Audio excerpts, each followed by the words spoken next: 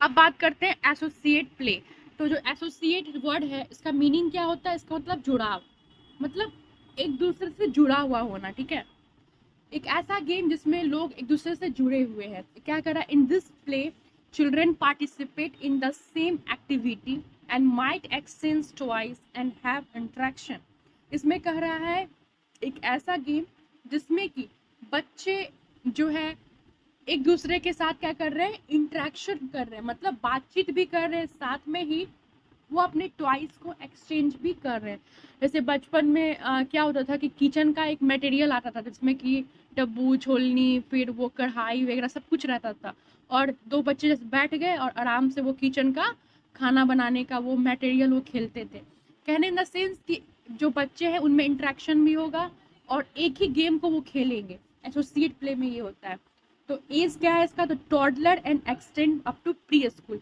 Toddler मतलब 3 साल के बच्चे, और प्री स्कूल मतलब स्कूल जाने से पहले जो बच्चे होते हैं। मैंने एज बताया है stage of growth and development में, प्रॉपर उसको एक्सप्लेन किया गया है। अब इस डायग्राम से देखते हैं, ये क्या है? ये एक बच्ची है, ये एक लड़का है, दोनों आपस में खेल रहे हैं। आप देख सकते हो कि टॉयज भी आपस में क्या हो रहा है? शेयर हो रहा है। ठीक है, इंट्रैक्शन में दोनों में है। अब बात करते हैं कोऑपरेटिव प्ले। कोऑपरेटिव का मतलब क्या था? संगठन, मतलब संगिनी, एक साथ खेलना। नेक्स्ट क्या करा? It is a group play and children play like a team. ये एक ग्रुप प्ले है, मतलब ये एक इंडिविजुअल प्ले नहीं है। ऐसा नहीं कि एक बच्चा जो है गेम खेल लिया। इसे खेलने के लिए कुछ बच्चों की जरूरत होगी, 2, 4, 6 ऐसे। जैसे कि बचपन में चोर सिपाही लोग खेलते हैं, छुपन छुपाई खेलते हैं, उसमें क्या है? एक ग्रुप मेंबर्स की जरूरत होती है, 4 बच्चे की जरूरत होती है। ठीक है, और बच्चे जो है टीम की तरह खेलते हैं, और इंट्रैक्शन तो होगा ही। एज ग्रुप क्या है इसका? Late preschool child. पिछला जो गेम था एसोसिएट प्ले, उसमें प्री स्कूल बच्चे आते हैं, स्कूल जाने से पहले। इसमें क्या है कि स्कूल जाने की मतलब स्कूल गोइंग जो चिल्ड्रन है, जो स्कूल जाते हैं, वो इसमें आते हैं कोऑपरेटिव प्ले। जैसे हम लोग लूडो खेलते हैं, तो लूडो में ही एक किसी एक का जरूरत होता है। ठीक है, इसे कहते हैं कोऑपरेटिव प्ले। अब बात करते हैं ओन लुकर प्ले। ये ओन लुकर, लुक मतलब देखना। तो ऐसा गेम जिसमें कि आप खेल नहीं रहे हो बट आप देख के सीख रहे हो, this is called own looker play. तो ये जो गेम होता है ना, ये एक्टिव नहीं होता, ये पैसिव प्ले होता है। क्योंकि पैसिव इन द सेंस कि आप इनडायरेक्टली उसमें पार्टिसिपेट कर रहे हो। अब फर्स्ट पॉइंट क्या कर रहा है? Child versus other playing. बच्चे जो होते हैं वो दूसरे गेम्स को वॉच करते हैं, वो खुद खेलते नहीं है, उसमें पार्टिसिपेट नहीं होते, बट हो सकता है कि दूर खड़े होकर उस गेम को ऑब्जर्व करते हैं। ठीक है, इसका जो एज ग्रुप क्या है? तो mainly occurs in toddler. Mainly जो है टॉडलर इन द सेंस 3 साल के बच्चे, but can take place in any age. मतलब कि ऐसे तो 3 साल के बच्चे इस गेम को खेलते हैं, बट ये किसी भी एज में हो सकता है। जैसे आज भी हम कई सारे ऐसे न्यू न्यू गेम्स देखते हैं जिनको आपको पता नहीं होता और आप देखकर ऑब्जर्व करते हो और सीखते हो। तो ये किसी भी एज में हो सकता है। तो इसका ये पूरा जो है टाइप्स ऑफ प्ले हुआ। अब आप डायग्राम से देख सकते हो कि यहाँ पे क्या हो रहा है। ये जो बच्चा है ये गेम खेल रहा है, और यहाँ एक बच्चा है वो देखकर सीख रहा है। हेलो दोस्तों, जैसा कि आपको पता है कि आज का टॉपिक है value of play and selection of play material. तो जो वैल्यू ऑफ प्ले का मतलब हुआ कि खेल कूद का क्या महत्व है, क्या इम्पोर्टेंस है बच्चों की जिंदगी में। And selection of play material. ठीक है, सिलेक्शन ऑफ प्ले मटेरियल का मतलब समझिए। जैसा कि आपने देखा होगा कि जो ग्रोथ एंड डेवलपमेंट है उसका जो स्टेजेस होते हैं, जिसमें मैंने stage of growth and development पे एक प्रॉपर वीडियो भी बनाया था। तो उसमें आपने देखा होगा कि हर एक बच्चा का अलग अलग स्टेज होता है। कोई इन्फेंट होते हैं, कोई टोडलर होते हैं। टोडलर मतलब 3 साल के जो बच्चे होते हैं। ठीक है, तो हर एक एज ग्रुप का, हर एक एज का बच्चा अलग अलग होता है। इसीलिए हर बच्चे का जो प्ले है, ठीक है, और किस प्ले का जो मटेरियल है, जिस चीज़ से वो खेलते हैं, उनका सिलेक्शन होना बहुत ज़रूरी है। जैसे कि अगर मैं एक रिकैप इंट्रोडक्शन में आपको समझाने की पहले कोशिश करती हूँ। जैसा कि आपने देखा होगा, अगर बच्चा मान लीजिए कि 10 साल का लड़का है तो उसको गन दीजिएगा, तो उसका प्ले मटेरियल हुआ कि 10 साल का बच्चा था, आपने उसको गन दिया, ठीक है, खेलने के लिए। अब अगर आप 1 साल के बच्चे को या फिर 3 महीने के बच्चे को गन दीजिएगा, तो क्या वो सिलेक्शन ऑफ प्ले मटेरियल आपका सही है? नहीं, वो सिलेक्शन ऑफ प्ले मटेरियल आपका सही नहीं है, क्योंकि 3 महीने के बच्चे का जो मूवमेंट होता है वो उतना नहीं होता है, वो सिर्फ चलते हैं, रेंगते हैं, ठीक है। तो वही कह रहा है कि हर एक जो चिल्ड्रेन है उसका हर एक एज जो है अलग अलग है, और उस अलग अलग एज के अकॉर्डिंग किस सामान से, किस मटेरियल से उसको खेलना है, वो हमको समझना है। क्यों, और ये पढ़ना क्यों ज़रूरी है, सिलेबस में क्यों इसका इम्पोर्टेंस है, ये भी समझना आपको ज़रूरी होता है। क्योंकि हो सकता है फ्यूचर में आप पीडियाट्रिक नर्स बने, तो उसमें जो है क्या होता है कि बच्चों के अकॉर्डिंग एक बनाया जाता है खेलने का चीज़ें, तो आपको पता होना चाहिए कि किस एज में किस चीज़ से बच्चे खेलते हैं। दैट्स वाई हमें इसे पढ़ने की ज़रूरत है, और एग्ज़ाम्स में पूछे भी जाते हैं। खास करके अगर आप यूनिवर्सिटी पेपर दो या फिर अदर एग्ज़ाम्स दो, उसमें कितने प्रकार के प्ले होते हैं ये सब पूछा जाता है। तो ये इंट्रोडक्शन हुआ। चलिए अब देखते हैं डेफिनेशन। डेफिनेशन ऑफ प्ले क्या होता है। कह रहे हैं कि play is a part of childhood that is necessary for the development of normal personality, social, physical, emotional and moral skill. देखिए खेल कूद, तो प्ले जो है एक बचपन का पार्ट है, बिल्कुल है। आप हम सभी जो है बचपन में खेले हैं, और वो नेसेसरी है। जो नेसेसरी मीन्स ज़रूरत है, ज़रूरी है। किस चीज़ के लिए, डेवलपमेंट के लिए। डेवलपमेंट के लिए ज़रूरी है, तो किस चीज़ का डेवलपमेंट होगा, खेल कूद से किस चीज़ का डेवलपमेंट होता है। तो कह रहा है कि पर्सनालिटी का डेवलपमेंट होता है, ठीक है, सोशल डेवलपमेंट होता है, फिजिकल डेवलपमेंट होता है, इमोशनल डेवलपमेंट होता है, मोरल स्किल डेवलप होता है। अब सवाल उठती है कि खेल कूद से पर्सनालिटी कैसे डेवलप होगा, ये सब चीज़ कैसे डेवलप होगी। अगर आप खेल कूद कर रहे हो तो क्या होगा, आप इंटरेक्शन करना सीखते हो, आप सोशल होते हो, सोशलाइज होना सीखते हो कि कैसे बिहेव करना है, कैसे इंटरेक्शन करना है। तो कहीं ना कहीं आपका पर्सनालिटी, आप सोशल हो रहे हो, ठीक है।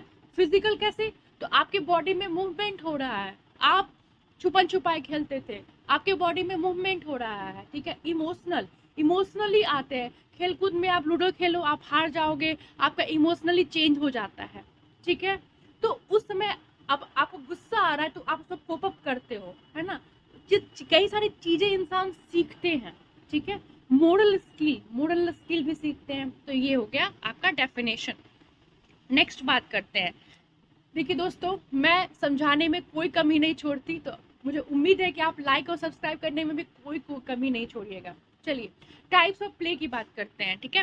तो टाइप्स ऑफ प्ले की बात करें तो first of all unoccupied play, solitary play, parallel play, associate play, cooperative play, onlooker play, ठीक है। और इसके अलावा भी कई सारे आपको प्ले मिलेंगे, ठीक है। तो वो जो प्ले मिलते हैं वो हर एक एज ग्रुप का अलग अलग प्ले होता है। जैसे स्कूल के बच्चे, उनके लिए क्या प्ले होगा, है ना।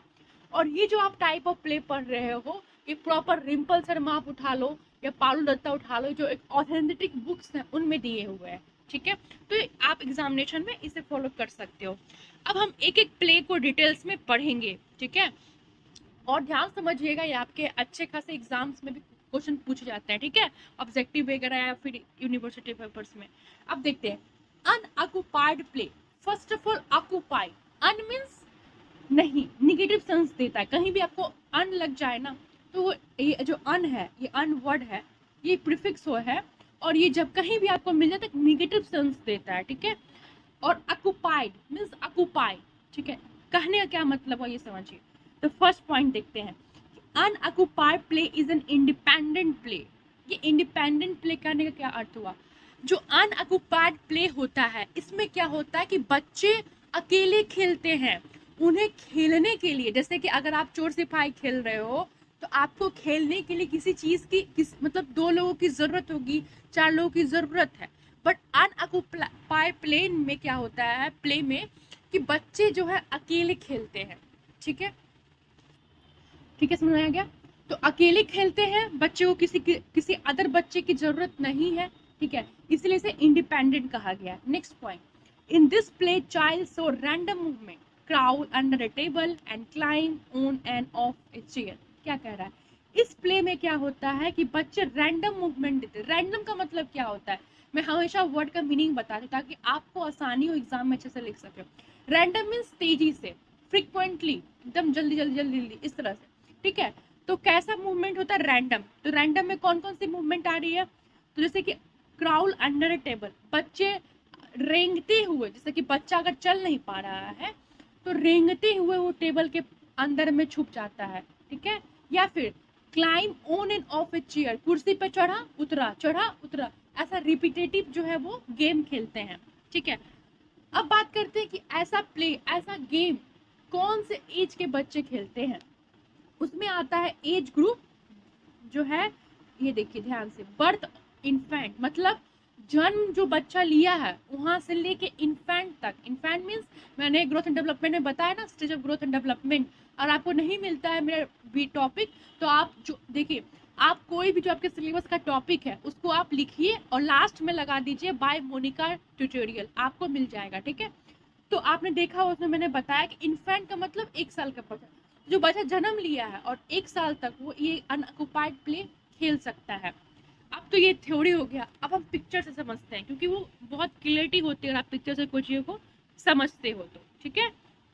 ये देखिए बच्चा क्या कर रहा है, बेड पे लेटा हुआ है, पैर को उठा लिया है, हाथ को ऐसे करके वो खेल रहा है, ठीक है। तो मैंने कहा था कि जन्म जो बच्चा ले रहा है साथ में 1 साल तक, लगभग 1 साल तक जो है ये अनऑक्युपाइड प्ले है, ये बच्चा अकेले खेल रहा है, इसे खेलने के लिए किसी और की ज़रूरत नहीं है। और आप एज भी देख सकते हो, बच्चा लगभग 2 या 4 महीने का बच्चा है, ठीक है। तो आप देख, हो गया, आई होप क्लियर हो गया होगा। अब नेक्स्ट बात करते हैं सॉलिटरी प्ले। सॉलिटरी ये कह रहा है कि it is also an independent play. अब ये इंडिपेंडेंट का मतलब समझिए कि इस प्ले को खेलने के लिए भी किसी की जरूरत नहीं है, ठीक है। चाइल्ड प्ले विथ टॉय, इसमें क्या होता है, बच्चे खिलौने के साथ खेलते हैं। मतलब कि सॉलिटरी प्ले एक ऐसा प्ले है जिसमें बच्चे खिलौने के साथ खेलते हैं, ठीक है। एक बच्चा है खिलौना से खेल रहा है, वो कौन सा प्ले हुआ, सॉलिटरी प्ले हुआ, ठीक है। ये इंडिपेंडेंट है क्योंकि उस बच्चे को किसी और बच्चे की नीड नहीं है, ठीक है। और एज ग्रुप क्या है, तो इन्फेंसी से टॉडलर। अब मैं टॉडलर बताया है, अगर आप टॉडलर का एज नीचे कमेंट कीजिएगा, तब मुझे लगेगा कि नहीं आप जो है मेरी वीडियोस को पसंद कर रहे हो, देख रहे हो। इन्फेंसी से लेके टॉडलर तक जो बच्चे हैं वो सॉलिटरी प्ले को खेलते हैं, ठीक है। अब नेक्स्ट बात करते हैं, आप देख सकते हैं डायग्राम से, ये एक बच्ची है, एक लड़की है, और वो यहाँ पे आप देख सकते हो कि टॉय है, ठीक है। तो ये लड़की अपने टॉय से खेल रही है, क्या इसे किसी और की जरूरत है, नहीं है, ये अपने टॉय के साथ खेल के खुश है, ठीक है। ये बच्ची लगभग जो है टॉडलर एज में है, चलिए मैं बता देती हूँ, टॉडलर एज जो होता है 3 साल के बच्चों को बोलते हैं, ठीक है। तो आई होप ये क्लियर हो गया होगा। नेक्स्ट बात करते हैं पैरेलल प्ले। पैरेलल प्ले क्या होता है, इसमें है कि group of children play in the same room but not interaction. इसमें क्या होता है कि एक ग्रुप ऑफ चिल्ड्रन, मतलब बच्चों का ग्रुप होता है, 2 बच्चे, 4 बच्चे, 10 बच्चे, 15 बच्चे, जो भी है, in the same room but not interaction. जैसे एक रूम है उसमें 10 बच्चे को बैठा दिया जाए, बट उन 10 बच्चों, जो 10 बच्चे हैं उन, वो जो है आपस में अपना अपना खिलौना लेके खेलेंगे, ना आपस में बात करेंगे, ना साथ में गेम खेलेंगे, ठीक है। जैसे एग्जामिनेशन हॉल में क्या होता है कि कितने सारे लोग होते हैं, सबको अपना अपना कंप्यूटर दे दिया जाता है, ना वो बात करते हैं किसी से, ना किसी से दोस्ती करते हैं, चुपचाप अपना जो है एग्जामिनेशन देते हैं और निकल जाते हैं। That's like that. एक रूम है, बच्चे हैं, आपस में बात नहीं करेंगे, अपने खिलौनों को शेयर नहीं करेंगे, बस इंडिविजुअली अपना अपना जो है गेम खेलेंगे, ठीक है। इसका एज ग्रुप क्या है, टॉडलर। टॉडलर मतलब 3 साल का बच्चा, ठीक है। नेक्स्ट बात करते हैं, आप डायग्राम में देख सकते हैं कि दिस इज रूम, ये एक रूम है, इसमें ये जो लड़की है अपना जो है गेम का वो लेके आई है, उसके बाद ये लड़का है, ये जो है अपना गेम का इंस्ट्रूमेंट जो भी है लेके आया है, अपना अपना गेम खेल रहा है, ठीक है। इन दोनों में कोई इंटरेक्शन। नेक्स्ट टॉपिक है हमारा importance of play in child. बच्चों में खेल का क्या महत्व है, अगर बच्चा गेम खेलता है तो उसका क्या बेनिफिट्स है, क्या एडवांटेज है ना। तो फर्स्ट पॉइंट क्या है, children's cognitive skills are enhance. So first of all cognitive skill क्या होता है, कॉग्निटिव स्किल का मतलब होता है थिंकिंग, सोचने की क्षमता, ठीक है। तो कह रहा है कि इनहांस मतलब बढ़ जाना, तो कह रहा है कि बच्चों का जो कॉग्निटिव स्किल है, यानी कि उसका जो थिंकिंग कैपेसिटी है, वो कहीं सोचने की जो क्षमता है वो इनहांस कर जाती है। अब इसका एक्सप्लेनेशन देखते हैं। कह रहा है through play children learns about concept, how to group and classify object, means how to make sense of things and events and how to solve problems. Cognitive skill बच्चों का इन्हांस करने का मतलब ये हुआ कि इससे क्या होता है कि बच्चे जो होते हैं वो सीखते हैं, ठीक है। क्लासीफाई ऑब्जेक्ट मतलब ऑब्जेक्ट्स को पहचानते हैं। अगर आप किसी चीज़ को पहचानने की क्षमता आपकी बढ़ती है, कैसे? जैसे कि अगर बच्चे प्ले कर रहे हैं तो कई सारे चीज़ें जो है उनको उनके सामने आते हैं, उस चीज़ों को आइडेंटिफाई करना सीखते हैं। आइडेंटिफाई करना सीख रहे इन द सेंस कि उनका थिंकिंग इम्प्रूव हो रहा है, ठीक है। उनका परसेप्शन जो है बढ़ रहा है, वो चीज़ों को ग्रैप्स कर रहे हैं। And how to make sense of things and event, उस चीज़ों को समझने की क्षमता जो है वो तर्क शक्ति, बुद्धि शक्ति बढ़ती है, ठीक है। और कैसे किसी समस्या को सॉल्व करना है वो भी बढ़ता है। जैसे कि अगर चिल्ड्रन ज़्यादातर आपने देखा होगा कि एक होता है ना क्यूब टाइप का, एक क्यूब टाइप का जो है गेम होता है, तो उसमें जो उसको रोल किया जाता है, ठीक है। तो उसमें क्या होता है, उस पजल से बच्चे के अंदर जो है उसका जो स्किल है वो इम्प्रूव होता है। नेक्स्ट बात करते हैं नेक्स्ट पॉइंट की, children develop motor skill. So what is motor? Motor means क्या होता है? मोटर मीन्स होता है मूवमेंट, ठीक है। मसल्स, मोटर वर्ड जब भी आए ना तो आप ऐसा समझ सकते हो कमांड। जैसे कि अगर किसी चीज़ को आपको उठाना है, ठीक है, तो क्या होता है कि हमारा जो ब्रेन है वो कमांड देता है हमारे हाथ को और हम उसे ग्रैप्स करते हैं, चीज़ों को पकड़ते उठाते हैं। तो मोटर मीन्स कमांड। तो कमांड का जो स्किल्स होता है वो इम्प्रूव होता है। कैसे? Through play children develop control and coordination of muscles that are needed to walk, kick, eat और राइट। वही कह रहा है कि अगर आप जैसे कि मसल्स का जो कोऑर्डिनेशन है, कोऑर्डिनेशन का मतलब हुआ तालमेल, यानी कि हमारा जो मसल्स है, हमारा जो ब्रेन है, उसका जो तालमेल होता है वो बहुत ही बढ़िया हो जाता है अगर आप प्ले करते हो तो, ठीक है। जैसे चलने चलने के लिए जो है या फिर किक करने के लिए, खाने के लिए या फिर लिखने के लिए जो चाहिए होता है उसका वो इम्प्रूव कर जाता है। नेक्स्ट बात करते हैं चिल्ड्रन इनहेंस लैंग्वेज स्किल। बच्चों का जो लैंग्वेज है वो स्किल जो है वो इम्प्रूव करता है। कैसे? Talking, singing, rhyming and word play help them to master the rules and sound of language while they have fun. मतलब जब गेम खेलते समय जब वो टॉकिंग करते हैं, बात करते हैं, सिंगिंग करते हैं, गाना गाते हैं, राइमिंग करते हैं, यानी कि जैसे पोएम वगैरह होता है उसको राइम करते हैं। वर्ड प्ले ना सेंस होता है जैसे कि बचपन में हम लोग इंग्लिश का वोकेबलरी का गेम खेलते हैं, ठीक है।